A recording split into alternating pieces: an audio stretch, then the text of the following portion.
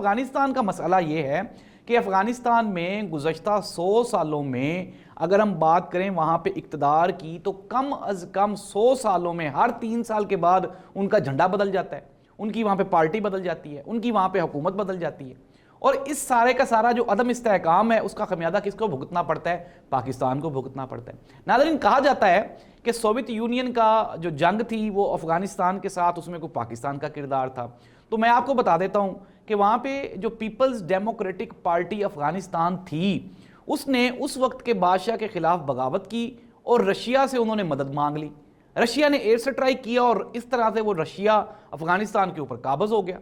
اور مقامی جو لوگ تھے، جو افغانی تھے، وہ رشیا کی مدد کرتے تھے۔ پاکستان کو یہاں پہ اپنے آپ کو سیکیور کرنے کے لیے پاکستان نے وہاں سے رشیا کو نہ صرف نکالنے میں افغانی بھائیوں کی مدد کی، بلکہ افغانستان کو ہم نے اپنے ملک میں ایز اے مہمان بھی ان کو اپنے ملک میں ٹھہرایا۔ 30 لاکھ افغانی مہاجرین پاکستان میں گزشتہ 20 سالوں سے مقیم ہیں، بلکہ 20 نہیں 30 سالوں سے مقیم ہیں۔